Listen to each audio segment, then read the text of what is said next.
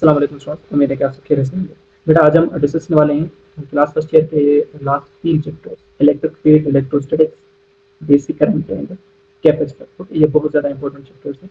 3 chapters इसमें 40 MCQs हैं जिसको हम डिस्कस करने वाले हैं आज। अच्छा, सबसे पहले देखें तो इसमें जितने भी डेफिनेशंस हैं, यूनिट्स हैं, जो ज़्यादातर मेरा में कुछ ना कुछ जाता है वो मैंने यहाँ पर लिखे हैं।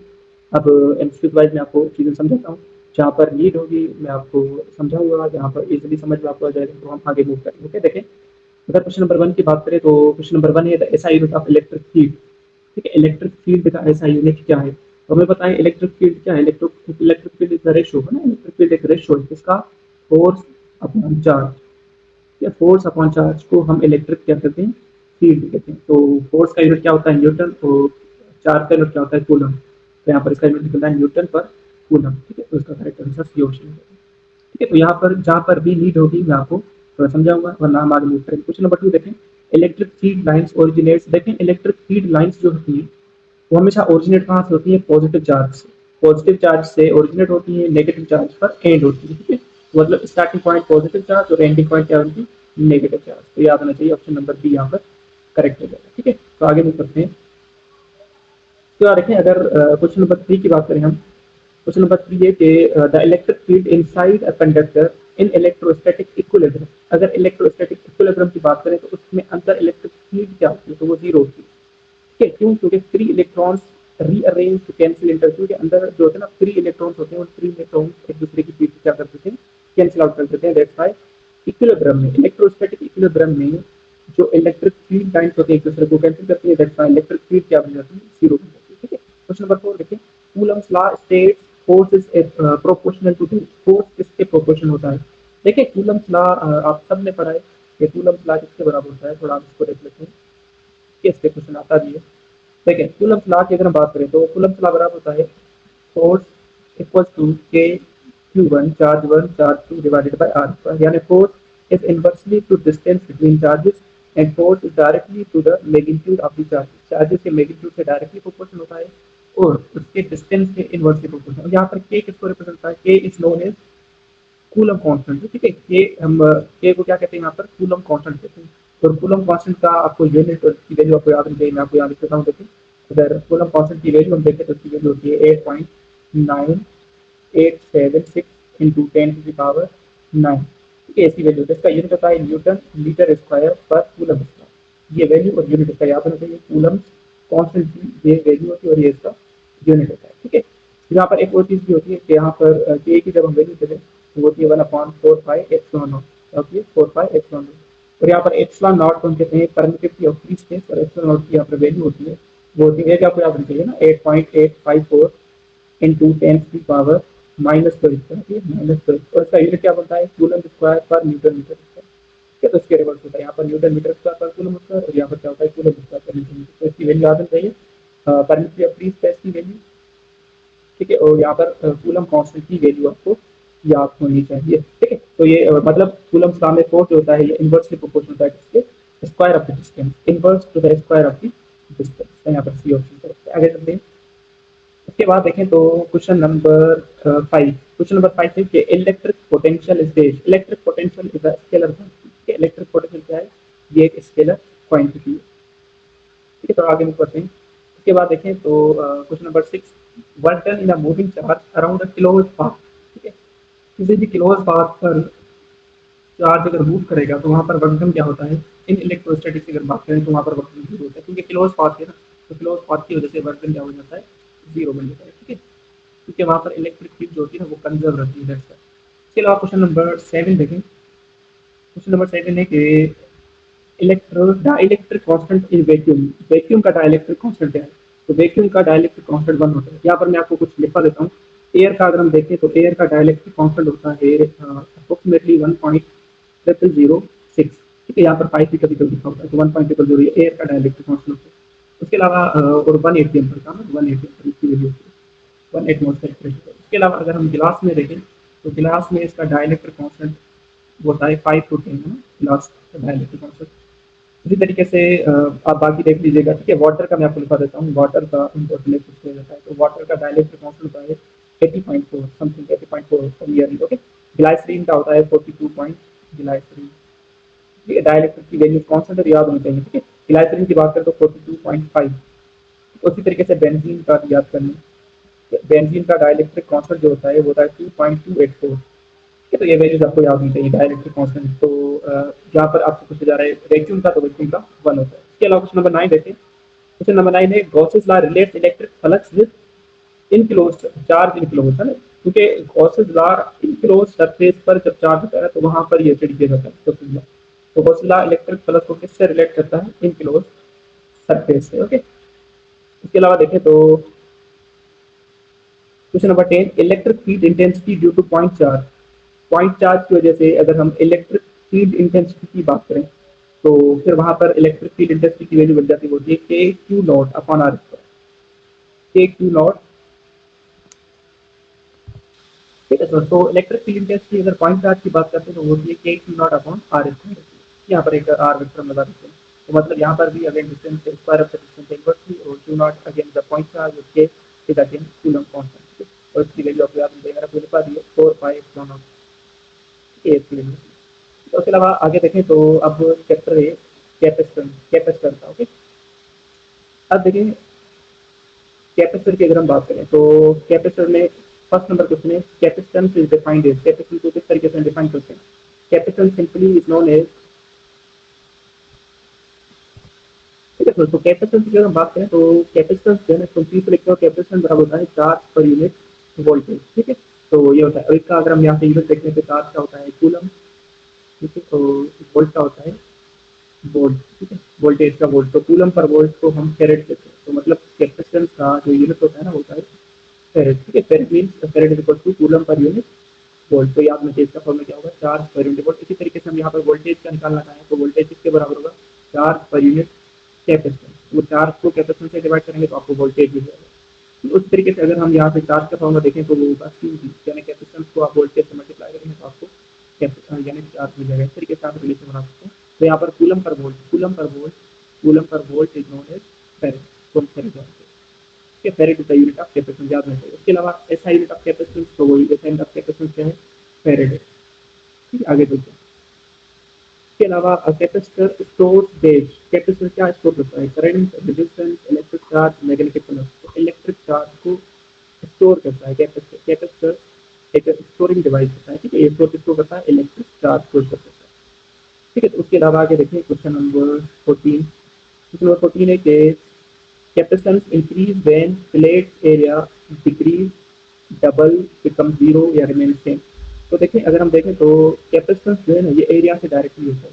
क्योंकि जाहिर सी बात है अगर कैपेसिटर का आप एरिया, एक ये कैपेसिटर ले सकते होगा, अगर आप उस कैपेसिटर का एरिया यूं बढ़ा देंगे तो कैपेसिटर का आप एरिया बढ़ाएंगे तो जाहिर सी बात है इसमें अंदर इलेक्ट्रिक चार्ज ज़्यादा स्टोर होगा। तो मतलब एरिया से डायरेक्टली प्रोपोर्शन होता है। अगर कैपेसिटेंस इंक्रीज हो रहा है तो it mean area when plate area क्या होगा? Capacitance increases when plate area, आप समझ रहे डबल, जब प्लेट एरिया इंक्रीज होगा। आप सिंपल तो समझ रहे कि अगर कैपेसिटेंस इंक्रीज हो रहा है तो मतलब जो एरिया है ना उसका, प्लेट का एरिया है वो भी क्या होगा? इंक्रीज हो रहा है। अगर प्लेट एरिया डिक्रीज होगा तो मतलब कैपेसिटेंस डिक्रीज होगा। सिंपल है, अगर एरिया बढ़ेगा तो कैपेसिटेंस भी बढ़ेगा। इसके अलावा capacitance decrease when distance between two plate, क्योंकि कैपेसिटेंस जो है ना ये यूनिवर्सली होता है डिस्टेंस बिटवीन द प्लेट। अगर आप डिस्टेंस प्लेट के बीच में बढ़ा देंगे तो कैपेसिटेंस कम हो जाएगी।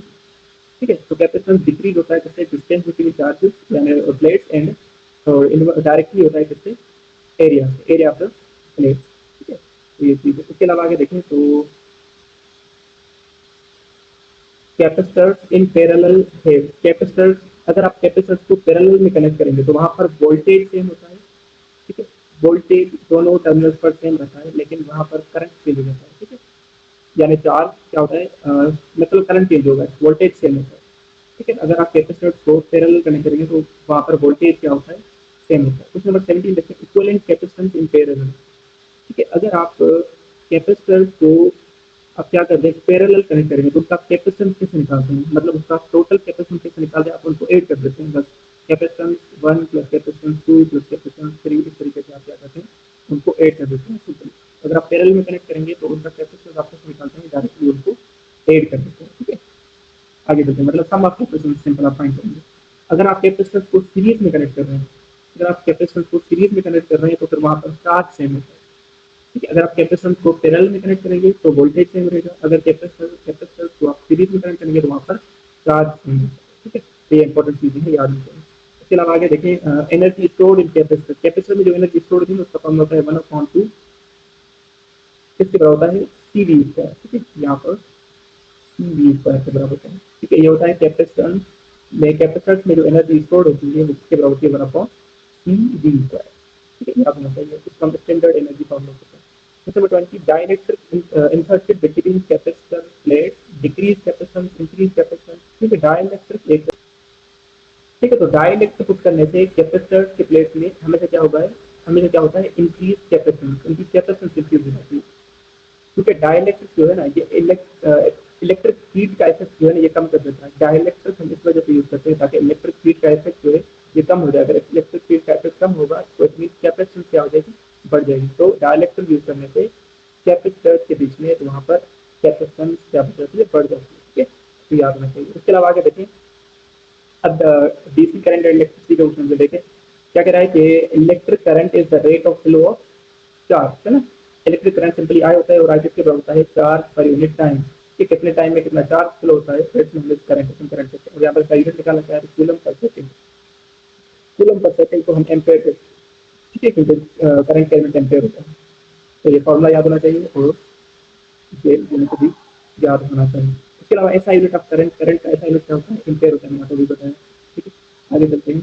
क्वेश्चन नंबर है 23, ओम्स लॉ। ठीक है, ओम्स लॉ क्या करते हैं, ओम्स लॉ में ये करते हैं कि voltage directly proportional to current, volt current से डायरेक्टली प्रोपोर्शनल है। यहाँ पर प्रोपोर्शनल साइन को रिमूव करके हम यहाँ पर आर रख जाते हैं और एक यहाँ पर कांस्टेंट साइन जिसको कहते हैं रेजिस्टेंस। ठीक है, और यहाँ पर किसको शो करता है, रेजिस्टेंस को शो करता है। ठीक है, तो V equal to I R, किसका फॉर्मूला होता है, ओम्स लॉ का फॉर्मूला होता है। मतलब वोल्टेज डायरेक्टली होता है किससे, करंट से।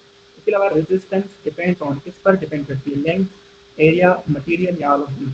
रेजिस्टेंस जो है ना, रेजिस्टेंस का फॉर्मूला ये आपने पढ़ा होगा, रो एल बाय एरिया, है ना, rho L by area. Raw material की रेजिस्टिविटी शो करता है, एल लेंथ, मटेरियल में लेंथ कितनी होती है। ठीक है, जितनी ज़्यादा बड़ी लेंथ होती है ना उतनी ज़्यादा रेजिस्टेंस होती है, क्योंकि रेजिस्टेंस जो है एरिया यहाँ पर लिखा भी हुआ है। ओके, फिर आपको क्वेश्चन नंबर 25, ऐसा यूनिट ऑफ रेजिस्टेंस, रेजिस्टेंस का ऐसा यूनिट क्या होता है, ओम। ऐसा यूनिट ऑफ, ठीक है दोस्तों, ये चीज़ याद रखिए, रेजिस्टेंस का यूनिट क्या होता है, रेजिस्टेंस का यूनिट होता है ओम। ठीक है, रेजिस्टेंस का यूनिट क्या होता है, ओम। अगर रेजिस्टेंस की बात करें तो रेजिस्टेंस इनवर्सली प्रोपोर्शनल, यानी ऐसे समझिए resistance is the reciprocal of conductance. ठीक है, रेजिस्टेंस जो है ये कंडक्टेंस से रेसिप्रोकल होता है। तो अगर रेजिस्टेंस का यूनिट ओम है तो कंडक्टेंस का यूनिट क्या होगा, कंडक्टेंस का यूनिट होता है ओम इनवर्स। ठीक है, ओम इनवर्स को हम सेमन कहते हैं। ठीक है, तो semen is the unit of conductance, means ohm inverse. तो ये चीज़ याद रखनी चाहिए। ठीक है, आगे चलते हैं। उसके अलावा देखें तो drift velocity of electron, electrons की drift velocity, speed of light, random velocity या एवरेज डायरेक्टेड वेलोसिटी। तो एवरेज डायरेक्टेड वेलोसिटी होती है। ठीक है, drift velocity of electrons is average directed velocity होती है। ठीक है, इसके अलावा देखें तो कंडक्टर है हाई रेजिस्टेंस, फ्री इलेक्ट्रॉन्स, लो इलेक्ट्रॉन्स या इनफाइनाइट रेजिस्टिविटी। कंडक्टर्स में फ्री इलेक्ट्रॉन्स होते हैं, दैट्स व्हाई उसमें कंडक्टेंस क्या होती है, ज़्यादा होती है। ठीक है, तो कंडक्टर क्या होता है, एक ऐसा डिवाइस जो आप इसमें इलेक्ट्रिक चार्ज को या करंट को फ्लो करता है। ठीक है, तो फ्री इलेक्ट्रॉन्स होते हैं, दैट्स व्हाई। ठीक है, फ्री इलेक्ट्रॉन की वजह से करंट जो है ना फ्लो करता है। ठीक है, इसके अलावा resistivity, resistivity depends upon length, area, material nature, shape. तो मटेरियल नेचर पर रेजिस्टिविटी मटेरियल नेचर पर भी डिपेंड करती है। ठीक है, मटेरियल नेचर, दैट्स व्हाई अगर मटेरियल चेंज होगा तो रेजिस्टिविटी चेंज हो सकती है। ठीक है, इसके अलावा जैसे कैपेसिटेंस में सीरीज पैरेलल, उसी तरीके से in series circuit current is, series circuit में करंट हमेशा क्या होता है, सेम एवरीवे, करंट सेम होता है यहाँ पे। ठीक है, उसके अलावा अगर पैरेलल की बात करें तो पैरेलल सर्किट में वोल्टेज सेम होता है। ठीक है, तो सीरीज सर्किट में करंट सेम रहता है, वोल्टेज डिफरेंट होता है। यानी करंट सेम होगा, current same, but voltage change होगा, वोल्टेज डिफरेंट होगा। लेकिन अगर हम वही बात अगर हम किसकी करें, पैरेलल की बात करें, तो पैरेलल में क्या होगा, वोल्टेज सेम रहता है, यहाँ पर उलट होता है, वोल्टेज सेम होता है लेकिन करंट चेंज होता है। ठीक है, तो ये चीज़ याद रखनी चाहिए। इसके अलावा आगे बढ़ते हैं, देखिए इलेक्ट्रिक पावर की बात करें तो पावर किसके बराबर होता है, वी इंटू आई। वोल्टेज को करंट से मल्टीप्लाई करते हैं तो क्या मिलता है, पावर हमें मिलता है। ठीक है, तो याद रखिए पावर का यूनिट वॉट होता है, ये भी याद हो। ठीक है, तो ये इंपॉर्टेंट चीज़ है। कैपेसिटेंस का यूनिट, कंडक्टेंस का यूनिट, ठीक है। उसके अलावा एक होता है इंडक्टेंस, ठीक है। तो कभी-कभी इंडक्टेंस का यूनिट भी पूछा जाता है, तो इंडक्टेंस का यूनिट क्या होता है ना, ठीक है सर। तो इंडक्टेंस का यूनिट होता है हेनरी, यहाँ पर हेनरी होता है, तो एचसीएम लिखते हैं, तो Henry is the unit of inductance, ठीक है। तो ये चीज़ इम्पोर्टेंट है। इसके अलावा आगे देखें तो heating effect of a current is given by Joule's law में, जूल्स लॉ में पता है यहाँ पर H equal to I I square R T जो कहते हैं, ठीक है। तो हीटिंग इफेक्ट जो होता है ये हम किसमें पढ़ते हैं, जूल्स लॉ में पढ़ते हैं। अ fuse wire has high melting point, low resistance, low melting point या इनफाइनाइट करंट, तो इसमें लो मेल्टिंग पॉइंट होती है, या फ्यूज वायर में लो मेल्टिंग पॉइंट होती है। तो उसके अलावा आगे देखें तो question number 34, copper is used in wiring because it has high conductivity. Copper में हाई कंडक्टिविटी, दैट्स व्हाई हम इसको वायर्स में यूज करते हैं, इसको कॉपर को हाई कंडक्ट होता है, ओके। तो रेसिप्रोकल का रेजिस्टेंस मेरा हो गया, रेजिस्टेंस का रेसिप्रोकल क्या होता है, कंडक्टेंस होता है, ठीक है। कंडक्टेंस का यूनिट ओम यूनिट होता है। Current through resistor double if voltage double, ये हम पता है ओम्स लॉ में पढ़ते हैं ना, वोल्टेज डायरेक्टली टू करंट। अगर करंट डबल हो रहा है ना, अगर करंट डबल हो रहा है तो इट मीन्स वोल्टेज भी क्या होगा, डबल होगा, ठीक है। तो current through resistor doubles if voltage double. 37 question देखिए, 37 क्वेश्चन है कि 37 37 क्वेश्चन है कि short circuit causes large current, short circuit में ज़्यादा करंट होता है। और सेल कन्वर्ट, सेल या उसको बैटरी कहते हैं ना, बैटरी, बैटरी क्या करती है, बैटरी केमिकल एनर्जी को इलेक्ट्रिकल एनर्जी में कन्वर्ट करती है, ठीक है। Battery is a device which converts chemical energy into electrical energy, ठीक है। याद रखना चाहिए केमिकल एनर्जी को किसमें करती है, इलेक्ट्रिकल एनर्जी में करती है, ठीक है। इंपॉर्टेंट चीज़ है। इसके अलावा एमीटर की बात करें तो एमीटर, एमीटर को पहले तो हम करंट के लिए यूज करते हैं, use to measure the current device है। एमीटर इज कनेक्टेड, हमेशा सीरीज में कनेक्ट होता है एमीटर, ठीक है। उसके अलावा आगे देखें तो वोल्टेज, वोल्टेज वोल्ट मीटर जो है इसको वोल्ट को मेजर करने के लिए यूज करते हैं, और ये पैरेलल में करते हैं, ठीक है। तो एमीटर सीरीज में और वोल्ट मीटर किसमें होता है, पैरेलल में कनेक्टेड होता है, ठीक है। ठीक है, तो ये कुछ इंपॉर्टेंट चीजें थी जो मैंने आपको बता दी। अब यहाँ पर एक और चीज आ जाती है, एक होती है रेजिस्टिविटी, ठीक है, रेजिस्टिविटी, और दूसरा यहाँ पर कंडक्टिविटी। अब रेजिस्टिविटी कंडक्टिविटी कभी कभी अब आप डायरेक्टली इंस्ट्रूमेंट का यूज पूछा जाता है, तो रेजिस्टिविटी का यूज होता है ओम मीटर, ठीक है। जैसे रेजिस्टेंस का ओम, तो रेजिस्टिविटी का ओम मीटर। जैसे कंडक्टेंस का यूज होता है ओम इनवर्स, क्या होता है, ओम इनवर्स। लेकिन अगर कंडक्टिविटी की बात करें तो ओम इनवर्स मीटर, तो इसका यूनिट ओम इंटू मीटर, और कंडक्टिविटी का यूनिट ओम इनवर्स मीटर में होता है, ठीक है। तो याद होना चाहिए, ये इंपॉर्टेंट चीज़ है, बस याद हो आपको, ठीक है। और इसमें ओम का फॉर्मूला, जैसे अगर हम बात करें रेजिस्टेंस की, ठीक है, तो रेजिस्टेंस का फॉर्मूला ये भी हम लिख सकते हैं ना, जोल इंटू, ये प्रूफ होता है जोल into second divided by coulomb square. तो ये भी किसका होता है, ये रेजिस्टेंस का फॉर्मूला होता है। उसी तरीके से वोल्टेज को हम ऐसे लिख सकते हैं, voltage is equal two joule पर कूलम, ठीक है। जूल पर कूलम रिजल्ट ऑफ वोल्टेज, ठीक है। तो कूलम पर सेकंड की अगर हम बात करें, जैसे हमने पढ़ा है ना, करंट किसके बराबर होता है, current is equal to charge per unit time.